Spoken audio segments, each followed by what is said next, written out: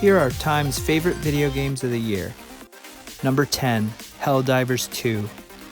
Gamers killed a lot of bugs earlier this year as Helldivers 2, a cooperative third-person shooter from Arrowhead Game Studios, broke records and servers. A sequel to the 2015 top-down shooter, Helldivers 2 became PlayStation's fastest-selling title of all time, and within a week of its February release, the servers couldn't handle all the new players. The game is a riff on Paul Verhoeven's Starship Troopers, complete with satirical military propaganda, a war against insectoid aliens, and cyborgs. There's not much in terms of story. Gamers play as a shock trooper called a Helldiver and are sent on increasingly difficult operations to collect better weapons, better gear, and more in-game currency to purchase it, so they can defeat a quickly growing number of tougher and tougher enemies. The overwhelming number of enemies led to server overloads, and players who weren't able to get online in time were often quickly outranked and outpowered by other gamers. Despite these frustrations, the game lives up to its core conceit, kill or be killed, and if Helldivers 2 proved anything, it's a lot easier to be killed unless you're willing to sink quite a bit of time into leveling up. Number 9, LEGO Horizon Adventures. Horizon has quickly become one of PlayStation's most popular IPs since releasing in 2017, and the chance to explore that world through the lighthearted lens of LEGO felt like an automatic win. LEGO Horizon Adventures retells the story of Horizon Zero Dawn with all the humor and pop culture references that have made the LEGO Star Wars games such a hit across generations. There's something appealing about the gameplay of T-rated titles, and from first-hand experience, Horizon, with its lush world, robot animals, and Alloy's archer skills, has always had a particular draw. LEGO Horizon Adventures makes good on finding balance, softening the world in its more complicated emotional and narrative themes, while still providing gameplay that is involving and challenging. Plus, there's a cool co-op feature that's beneficial to family-style play. LEGO Horizon Adventures may not be what every gamer is looking for, but for Horizon fans and anyone looking to broaden the interests of a younger gamer in their life, this entry offers plenty to explore. Number 8. Star Wars Outlaws. Massive Entertainment and Ubisoft take gamers to the seedy underside of the galaxy far, far away, where they play as Kay Vess, a thief and scoundrel with a heart of pyrite who is looking to escape the Outer Rim and start a new life on one of the core worlds. Set between the events of The Empire Strikes Back and Return of the Jedi, Star Wars Outlaws is a third-person action-adventure game featuring shootouts, heists, lockpicking, speeder races, gambling, and double crosses. While nothing competes with the thrill of being a Jedi, Outlaws offers a wholly new experience in the Star Wars universe, as Kay is forced to join different crime factions to gain allies, get favors, and walk away alive to collect party members to pull off the biggest heist of her life. While the game had some frustrating bugs upon release, they've since been patched, making for a smoother and more thrilling experience. Whether players choose to gun blasters blazing or employ stealth tactics, Outlaws rewards their playstyle, offering blaster and gear upgrades that work best with their choices. There's also plenty to explore, from seeing a few familiar faces to finding parts to upgrade Kay's ship, speeder, and blaster. The very nature of gameplay gives back what you put into it. But if checking out every local cantina and helping pay off the debts of patrons wanted by the Empire is one detour too many, Outlaws also offers a compelling central story about crime and class that creates hope for more Kay Vess in the future, in any medium. Number 7. Black Myth Wukong. Game Science's Black Myth Wukong made history as the first AAA game in the Chinese video game industry, which has historically developed mobile games instead of console games. Earning rave reviews, Black Myth Wukong is inspired by Wu Chang'an's novel Journey to the West. Gamers play as the Destined One, an anthropomorphic monkey believed to be the reincarnation of Sun Wukong, the Monkey King, as he travels to the mountains to fulfill his destiny, facing a myriad of Chinese spirits and mythological beings along the way. The game undoubtedly has the best art design of the year, filled with gorgeous detailed scenes of forests, temples, and mountains. The interpretation of mythological beings matched the God of War franchise in its bold and occasionally horrifying imagination. While some gamers have cited a lack of familiarity with the novel as a hindrance to understanding the narrative, the game does a good job of filling in details and providing a detailed glossary. It is easy to see why it will be many people's game of the year. However, the combat is challenging, so punishing that at a certain point it stopped being fun and never quite gave way to feeling instinctual. Even with all the charms picked up along the way, the many obstacles consistently felt more powerful than the Destined One. Your mileage may vary, and there's no doubt plenty to love about Black Myth Wukong, but when we're talking about hours put into trying to defeat the same boss over and over, this monkey's gone to heaven a few times too many. Number 6, Alan Wake 2, Night Springs and the Lake House. Time's 2023 Game of the Year pick Alan Wake 2 returned with more mysteries to solve this year with 2 expansions, Night Springs and the Lake House, totaling around 4 hours of new gameplay. Remedy Entertainment's first DLC release, Night Springs, contains 3 self-contained episodic narratives that exist within the fictional Twilight Zone-inspired series, Night Springs, and features parallels of the familiar characters we met in Alan Wake 2 as they traverse their private nightmares, which become increasingly surreal and meta. The second DLC, The Lake House, continues to thread the connection between Alan Wake and Remedy's other franchise, Control. In this installment, players take control of the FBC, Federal Bureau of Control, agent Kyrian Estevez as she explores the FBC site, The Lake House, and finds horrors within, along with clues and emails that lead her towards a volatile shape-shifting entity. Both DLCs offer up the same kind of cold dread that Alan Wake 2 offered and continue to showcase game creator and director Sam Lake's exploration of what video games are capable of narratively and how far players are willing to follow him down the rabbit hole. When it came to indie games this year, Nomada studio and publisher Devolver Digital made quite an impact with their beautifully rendered side-scroller, Neva.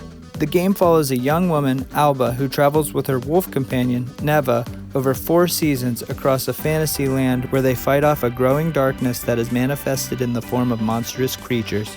As the player progresses through each season, Neva grows from cub to adult wolf, which changes the pair's dynamic and their emotional bond matures. The game is dialogue-free, and the only words come from Alba saying, Neva. The lack of dialogue serves to highlight the emotionally moving score by Berlinist. Simple combat and puzzle solving takes on a new sense of grandeur through Neva's animated visuals. Inspired by Hayao Miyazaki's Princess Mononoke, a side-scroller hasn't felt this fresh in a long while. Number 4, Silent Hill 2. Silent Hill 2 faced an uphill battle since its announcement in 2022. And yet, Silent Hill 2 was one of the year's biggest surprises, managing to stay true to the same haunting atmosphere of the original while updating the gameplay for a generation of horror gamers more familiar with the current Resident Evil remakes and contemporary entries than a fixed camera of Silent Hill's past iterations. While the overall narrative of the original game, in which James Sunderland returns to Silent Hill after receiving a letter from his deceased wife Mary, who tells him she's waiting there, remains largely the same, this one adds new wrinkles and locations to create an entirely different experience. No matter how many times a player has trod through the foggy streets of Silent Hill, the town is never anything less than unnerving. With original composer Akira Yamaoka returning and an excellent sound design that crawls inside your head, Silent Hill 2 is a perfect showcase of respect for the past through the capabilities of the current generation of gaming systems. The second installment of Square Enix's ambitious 3-part remake of Final Fantasy VII immediately follows Final Fantasy VII Remake and picks up with Cloud Strife and the eco-terrorist group Avalanche as they take on Shinra Power Company that's draining the planet's life energy. But Shinra has an ace up their sleeve. Their soldier Sephiroth, long thought dead, is alive and intent on achieving godhood. Much like Remake and the 97 original, there's a lot of lore involved in the narrative, and while the combat is fast-paced and responsive and a nice switch-up from the command inputs of the original game, Rebirth does require patience. Newcomers to the franchise may be surprised by the number of cutscenes and dialogue-heavy encounters, but they all serve to make the world richer. The benefit of splitting a single narrative into a trilogy allows for a greater depth of character and emotional connection. As fun as it is to take on enemies with Cloud's Buster Swords, some of the best moments are found in the interactions shared with companions, which are rewarding for newcomers and fans of the original alike. One of the added features of Rebirth compared to Remake is an expanded open world, allowing for a lot more side quests and interactions. Simply put, the game is massive and can feel overwhelmingly so. But once you find a groove, these additional narratives deepen the world and its citizens, which makes Cloud and Avalanche's plight feel all the more crucial. There's little doubt that Square Enix will pull out all the stops for the final entry, which will make the Final Fantasy VII trilogy go down as one of the all-time great game sagas. Number 2, Astro Bot. Hands down, the most fun gaming experience of the year is Astro Bot. Team Asobi puts the PlayStation mascot Astro Bot, who gamers could previously play as an Astro Bot's rescue mission in Astro's Playroom, into a full game. Making use of all the PS5 controller has to offer in terms of movement, dexterity, and sound, Astro Bot makes sure no button goes unused, as players take Astro Bot from world to world to rescue bots from his crashed ship in 4 different galaxies and 90 planets that offer different and increasingly difficult experiences and variety of terrains and enemy types. A number of these worlds are inspired by classic video games and iconic PlayStation titles like Uncharted, God of War, and Horizon, with plenty of Easter eggs and nods to PlayStation's history scattered across the worlds. Astro Bot is a big win for PlayStation's renewed investment in family games. It's a great way to allow new gamers to get a sense of the controllers, but it's also challenging enough for all parties to feel a sense of achievement over completing a planet. With extremely creative gameplay, even the end credits offer a fun experience, and an earworm of a soundtrack by Kenneth C.M. Young, Astro Bot is a grand celebration of PlayStation's 30-year history. Number 1. Dragon Age: The Veilguard. Between Elder Scrolls and Baldur's Gate 3, there's been no shortage of great high fantasy RPGs to play.